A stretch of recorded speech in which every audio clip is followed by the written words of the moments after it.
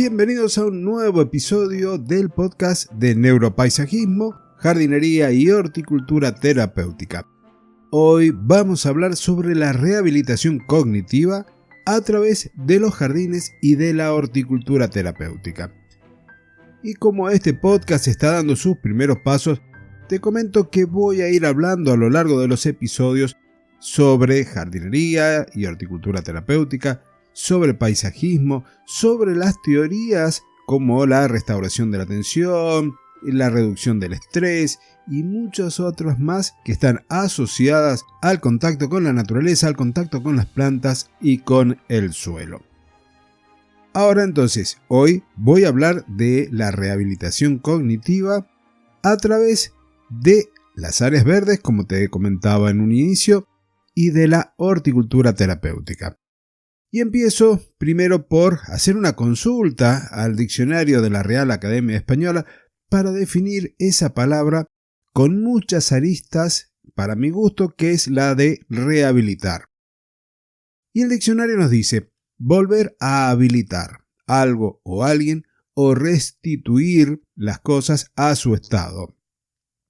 Y también nos dice restablecer, regenerar, reeducar, corregir, enmendar, restaurar, reformar, reparar, reconstruir, recuperar y otras palabras más, de acuerdo con el contexto en donde utilicemos esta palabra. Todas ellas nos dejan implícito que hay un deterioro que modificó su estado inicial, ¿verdad? En este caso se refiere al cerebro, a la disminución de las capacidades mentales que afecta a diversas funciones como la memoria, como la atención, el lenguaje e incluso también el razonamiento. Y así como nuestro ordenador, nuestra computadora falla, y las causas de esas fallas pueden ser múltiples y de diversa complejidad o gravedad, lo mismo ocurre con nuestro CPU biológico, por llamarle de alguna forma, nuestro cerebro. Entonces, esta condición de deterioro puede manifestarse en diferentes grados, desde problemas leves como olvidar dónde se ha dejado un objeto, por ejemplo, dónde dejaste las llaves del coche, hasta formas más severas que impiden la vida independiente y requieren de cuidados externos. Una categoría específica es el deterioro cognitivo leve, que se considera una etapa intermedia entre el envejecimiento normal y la demencia. Las personas con deterioro cognitivo leve pueden experimentar pérdidas de memoria y dificultades en el lenguaje, pero generalmente mantienen la capacidad de realizar la mayoría de las actividades diarias. Aunque algunos casos de este deterioro cognitivo leve pueden ser reversibles, otros pueden progresar a demencias más severas como la enfermedad del Alzheimer. Aquí entra en juego entonces la magia de nuestro cerebro, de nuestra unidad de procesamiento, que ya sabemos que no es central como se creía hace mucho tiempo y que me ha llevado a estudiar neurociencias para aplicarlo aquí al paisajismo. Pero mejor no me voy por las ramas porque lo vamos a ir viendo a lo largo de los distintos episodios de este podcast. La magia a la que me refiero hace referencia a la neuroplasticidad, esa capacidad que tiene el cerebro para reorganizarse y para formar nuevas conexiones neuronales a lo largo de la vida.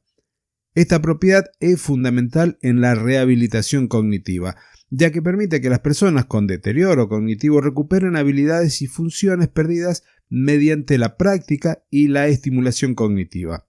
Las técnicas de rehabilitación cognitiva entonces incluyen programas de entrenamiento que se centran en áreas específicas como la memoria, como la atención, el razonamiento. Estos programas pueden ser adaptados a las necesidades individuales y suelen incluir ejercicios prácticos y juegos que estimulan las vías neuronales, promoviendo así entonces la mejora de las capacidades cognitivas.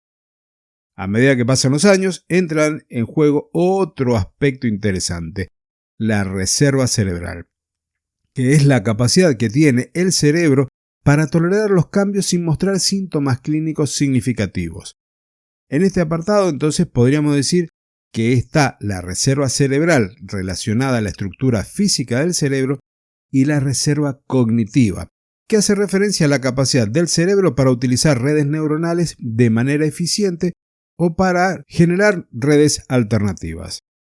Toda esta larga introducción que te he realizado, con la que espero no haberte aburrido, es para destacar que la jardinería y la horticultura terapéutica trabajarán apalancándose de estas mediante la estimulación cognitiva, el entrenamiento de habilidades, aprovechando esa reserva cognitiva, generando actividades que promuevan la interacción social, el ejercicio físico y, por supuesto, siempre adaptadas a las necesidades individuales.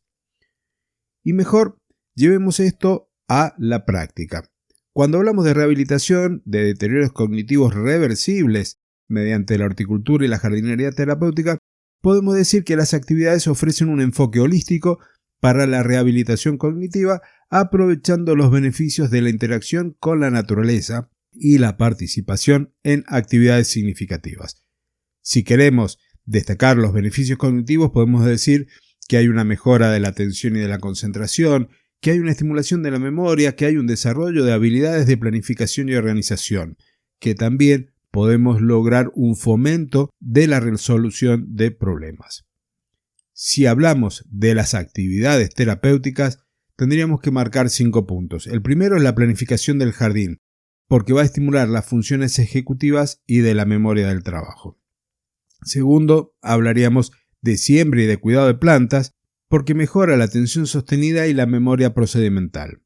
Tercero, podemos trabajar sobre la identificación de plantas y flores, porque vamos a favorecer la memoria semántica y el aprendizaje. Cuarto, tenemos la creación de arreglos florales. De esta manera entonces desarrollaremos la creatividad y las habilidades visoespaciales. Y una quinta actividad terapéutica, podemos hacer referencia al mantenimiento del jardín, que va a promover por un lado la rutina y también la organización temporal. Cuando queremos hacer la implementación de un programa de jardinería y de horticultura terapéutica, tenemos que adaptar las actividades al nivel de capacidad de cada individuo. Vamos a establecer también metas que tienen que ser realistas y alcanzables. Vamos a proporcionar un entorno seguro y accesible, de allí que el proyecto mío original se llama Jardines Inclusivos, porque hace referencia a la accesibilidad, por un lado física, por otro lado sensorial y también cognitiva. Además, en la implementación del programa vamos a fomentar la interacción social, de allí que la horticultura y jardinería se llama también social y terapéutica. Vamos a incorporar elementos sensoriales, como son las texturas, los aromas y los colores.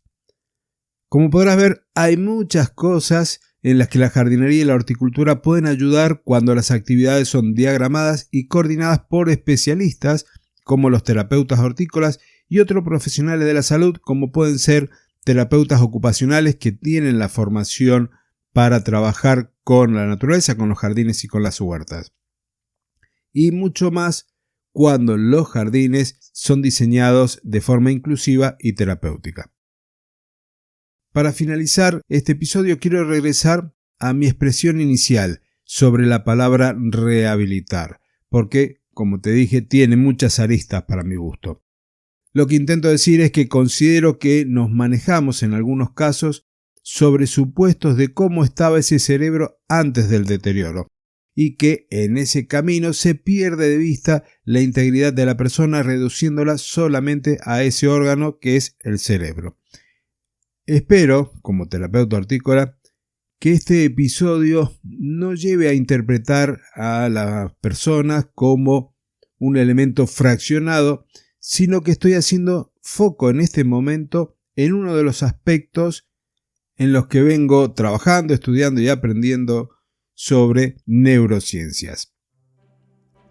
Hasta aquí entonces por hoy. Espero que este episodio te haya gustado. Compartilo con aquellas personas a las que consideras que les pueda servir, que les pueda ayudar, y por supuesto déjame tu comentario, déjame las 5 estrellitas. Yo te agradezco ya de antemano esa valoración positiva, porque va a permitir que este contenido llegue a más personas, ayude a más personas, para que puedan acercarse a la jardinería y horticultura terapéutica, para que encuentren en un jardín biodiverso algo más que un elemento estético que decora una vivienda, que decora un centro de salud, un hospital o una clínica. para que permita que la naturaleza nos abrace y nos ayude a curar. Hasta el próximo episodio y muchísimas gracias.